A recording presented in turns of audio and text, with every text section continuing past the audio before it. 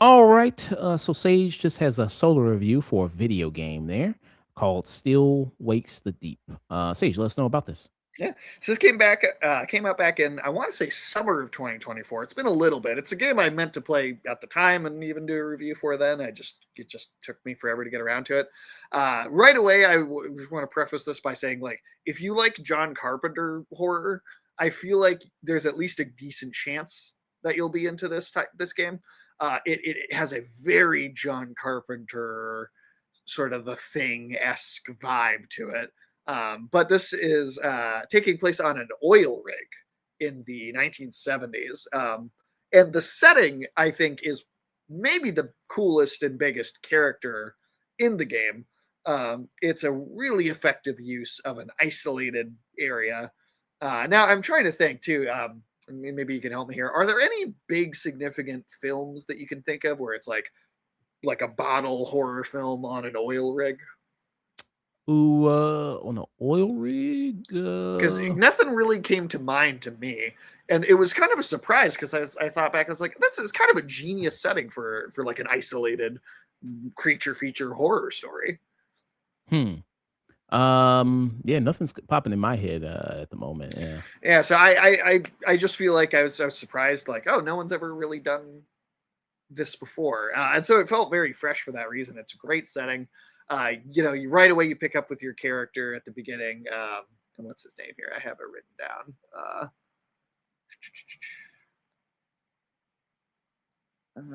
What is your name? Hmm. Kaz McCleary. It's all these characters. Everybody on this thing is like Scottish too, Okay. like thick Scottish accents, and it's got that sort of energy that the thing does a little bit too, where it's like basically all, with the one exception, it's like mostly all very gruff men. It sort of is playing on masculinity in isolation in a way that I think that movie does. That is very interesting. Now, maybe not as much as that film, but if you're a fan of any of that stuff, I think it rings true here. Um, and this is not a long game. I mean, you could finish this in probably 5 hours. It's really quite short. This is also very much in the style of horror game where there's not combat. It's really mostly about the exploration. You occasionally have to run away from something or like throw something to distract a creature. And normally I say I'm not the biggest fan of that sort of run and hide type of horror, but it can be balanced well.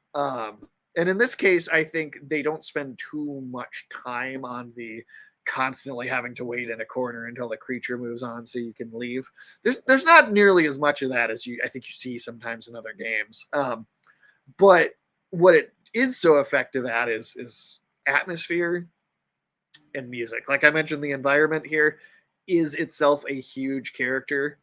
Uh, Regardless of the fact that you know uh, it's maybe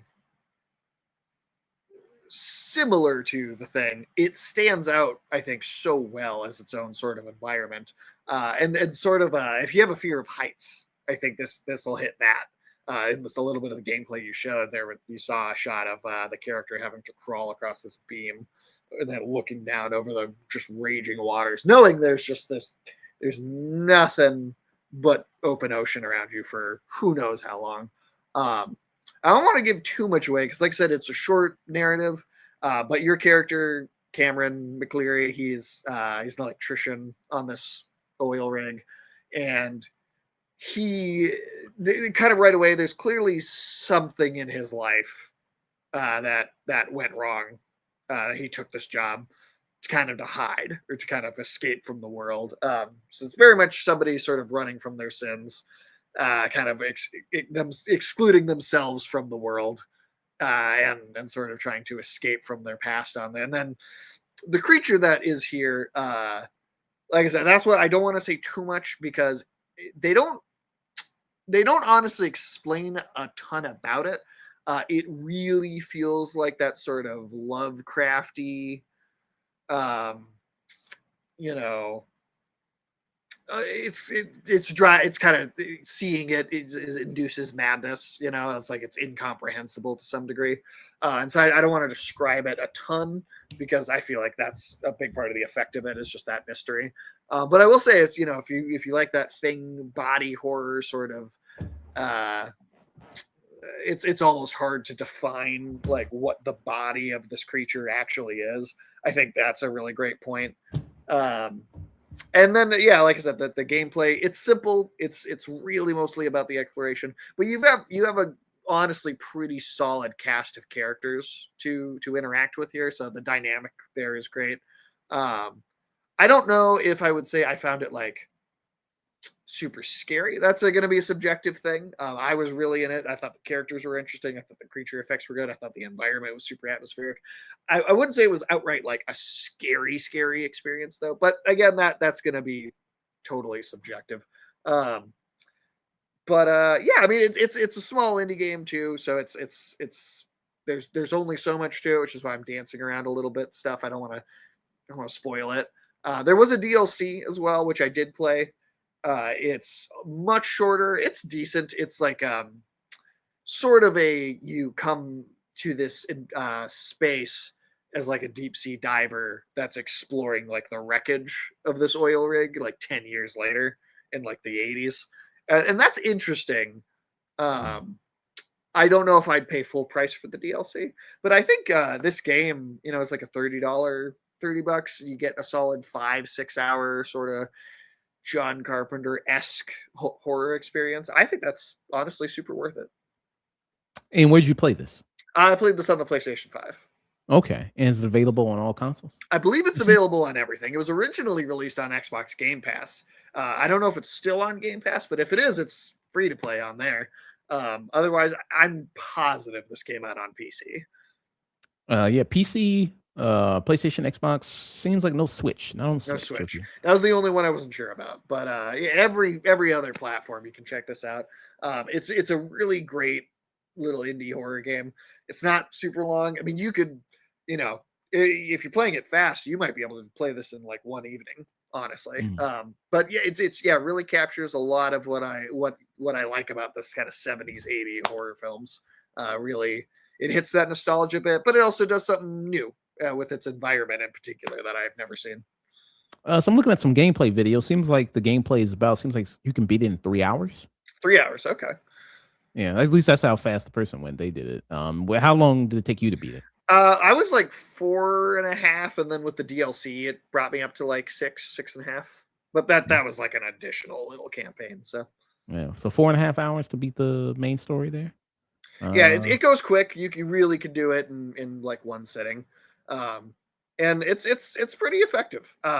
Like I said, I really don't want to ruin too much about like the creature and some of the stuff that happens as it goes because it is so short. But if you've played Dead Space, there's a lot of those sort of okay, the whole oil rig is going to fall apart if you don't go fix this particular thing. And then mm. you try and go take care of a problem, and 4 or 5 other things break on the way, and you get it, you're in that electrician engineer sort of position. Mm, gotcha. Okay. And you said that not worth maybe the $35. Maybe you want to buy it. You want to get it on Game Pass. Maybe that'd be better. I mean, that's a great place to experience it. When I got this, it was on sale, so it was the bundled version with the DLC. So what is normally 40, I picked up for $15, and I thought that's a great price for it. $15 for this, like it felt like paying a. I mean, it felt like paying a ticket price to go to a movie theater and getting a good horror movie out of it. Nice. Okay. Very good there. So what will be your rating?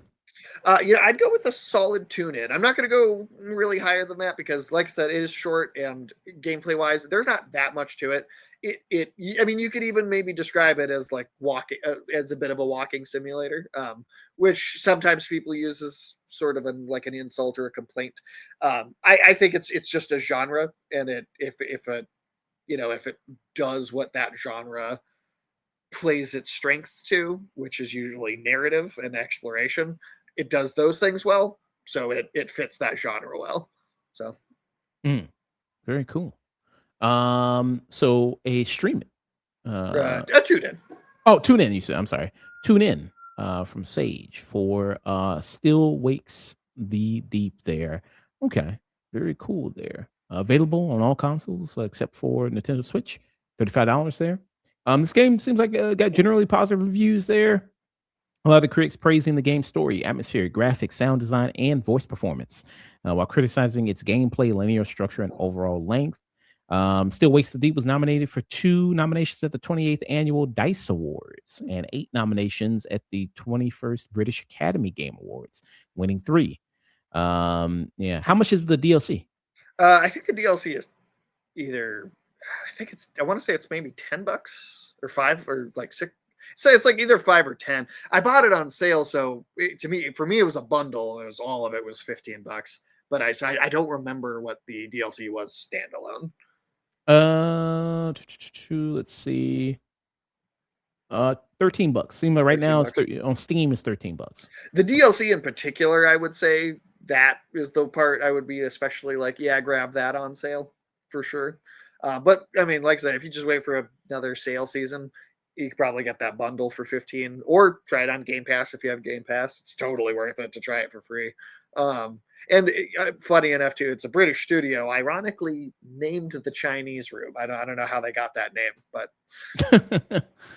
Maybe they're trying to distract, trying to maybe. throw people off. All right, tune in from Sage there.